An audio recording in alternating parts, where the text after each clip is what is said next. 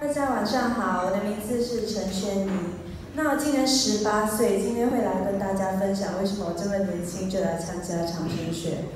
不是因为我自己有什么病痛还是什么，但是因为已经帮我救了我身边的狗，还有我自己。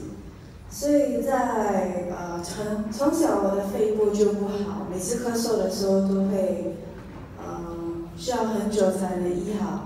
那就在2年前，我阿嬷就去也是上了初中班，第一天开了宣导回家，刚好我已经咳嗽了2个多月，看了5到6个中医师，那都吃了大概5罐咳嗽药水加很多药粉啊。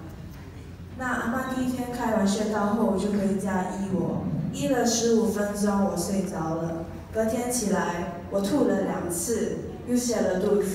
那阿嬷很紧张，就去问师兄。隔天就回去问师兄。那师兄说：“哦，不用紧，再回去再帮他调，不用紧的，这是好转反应。”那他回家又再帮我调了15分钟，那真的是医好了。隔天就不再咳嗽了。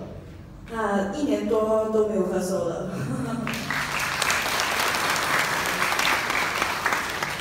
那还有一天大概半夜，在厨房看到了2只小强，那我就不敢抓它嘛，就拿来锅喷到它死掉。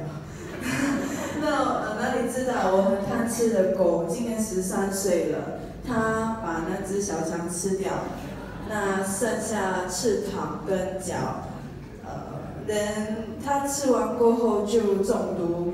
那肾衰弱、心脏衰弱，兽医就说他很严重，要立刻住院，我们就让他住院。那他这样住1晚1000多块，又不可以还 medicine，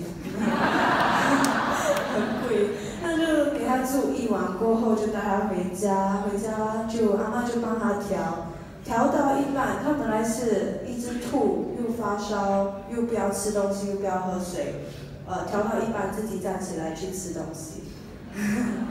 那还有多一次是我阿嬷的朋友弟弟的狗，那知道他阿嬷学了高级班过后能通过电话调，那他们住在巴塞瑞，我们住在邦尔嘛，那来回都大概要半个小时，那就通过电话调了15分钟后，把那个电话放在狗的胸前。调了15分钟后，也是那只狗突然间站起来，也是开始走路了。